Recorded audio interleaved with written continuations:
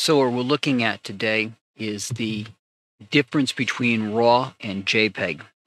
Now, if you're not familiar with the difference between those two, when you shoot in RAW, you're not allowing the camera to make any adjustments.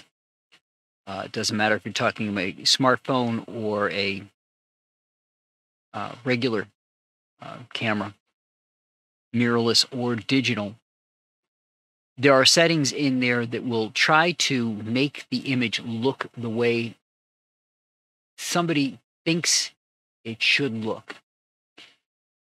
Now, the purpose of me doing this video is to give you guys an idea of the differences between the two. So when you go to a shoot and the photographer shows you images on the back of their phone, for example, they may have some modifications to it, or it might be just the raw format, which may look a little flat and have lost some of the oomph, if you will, of what the final image will look like. So just keep that in mind.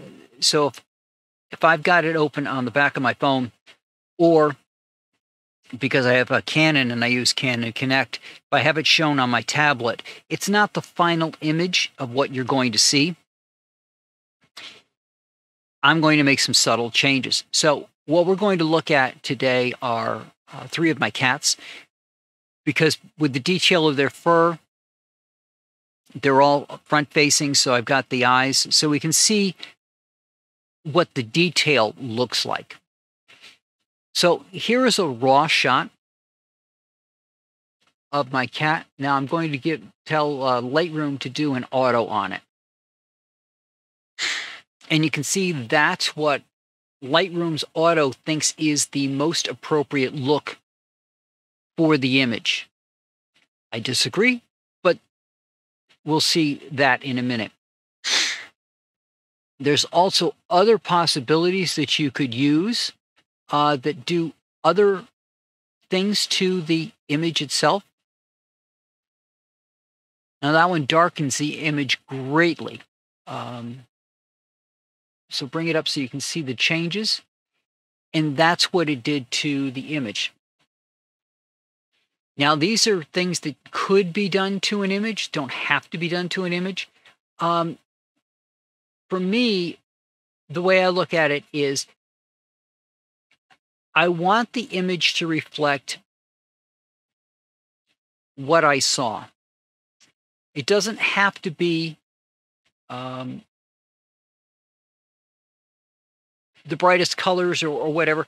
I want it to reflect what I saw, and especially for lingerie or jewelry, I want to make sure that I enhance that. My partner spent a lot of time when she was competing picking out her outfit, the bikini that she was going to wear, as well as the jewelry. And of course, we got into the details of what stones were going to be on the straps, where they're going to be stones on the straps, where they're going to be stones on the outfit itself, what it was going to look like. So those details were very important to her. So working on a picture of her like that, I would absolutely go through and make sure that all of that outfit would show up with the sharpest, most detail possible to show it off.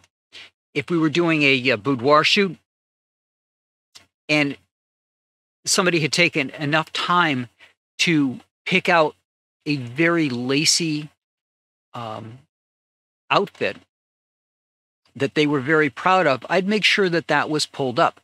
So part of the retouching is based off of what the person is like and what they like to see. But a lot of the retouching that I do is just to make sure that what the camera is showing in the photograph is what I saw. Now, if you saw my F video,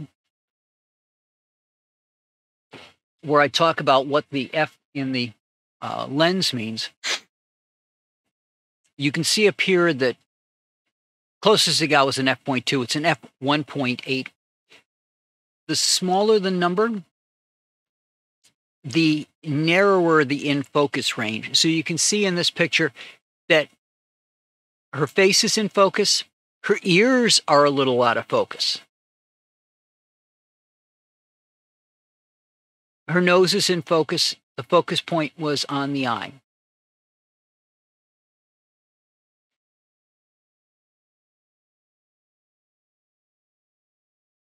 So let's back this out to the original image.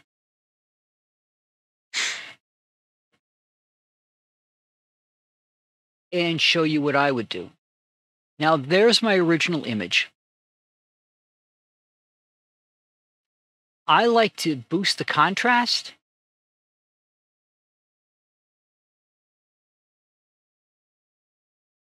Which, when that happens, I have to balance things out. So, again, a photographer is more than somebody who takes pictures. They are an artist. We floated calling ourselves photographic artists a couple of years ago, just to highlight that. Now, if we back the highlights off a little bit and make some other changes to the image,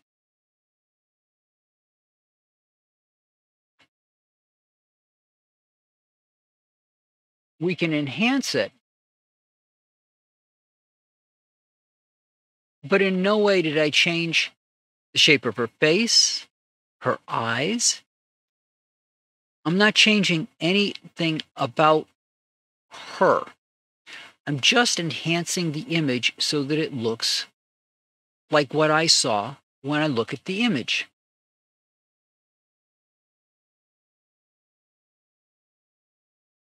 Take that up just a bit. And now this is what I see when I look at my cat. I take the same tact when I work on people. Again, here's a before shot. Let's run a auto on it. This is the right off the rip, the changes it would make. And like I said, the changes are pretty good. But in a lot of ways, it's a one-size-fits-all type of change. So let's bring this down. Bring this up just a little bit.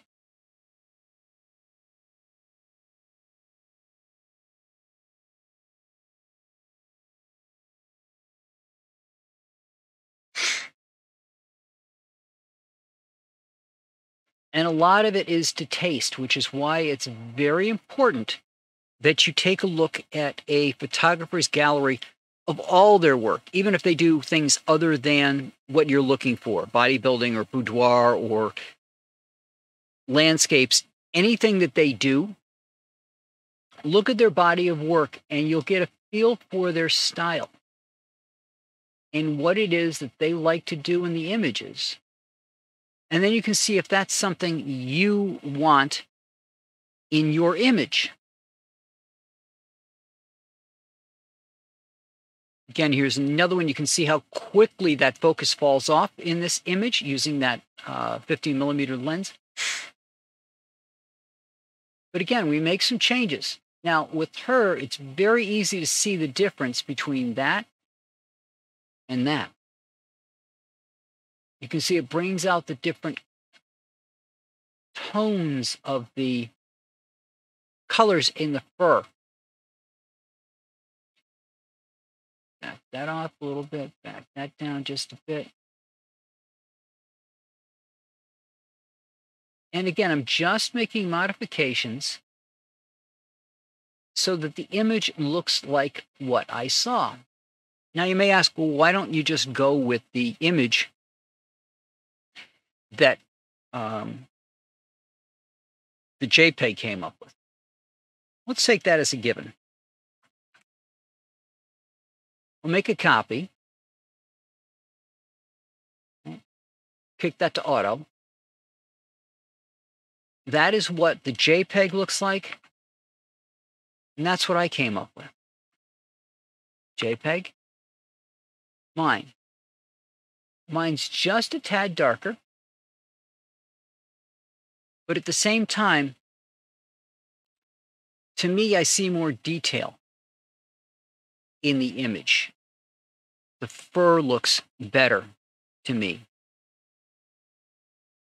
here than here. And yeah, it takes a second for it to adjust for the, take the blurring away.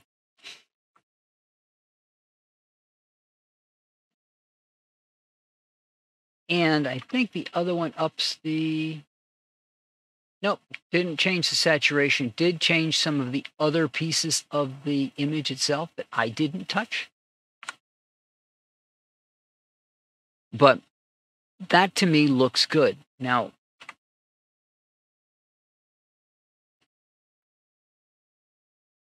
here's another possibility for the image. Again, it needs to be brought up in lighting.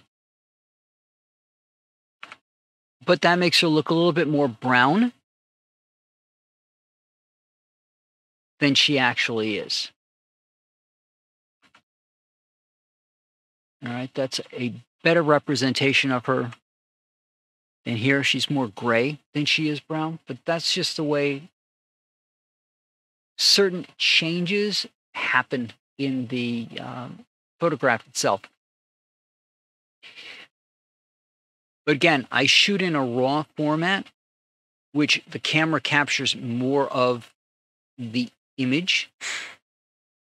If you shoot in JPEG, not only does the algorithm make the modification to the picture with what it thinks is what you want the image to look like, you lose all that extra detail.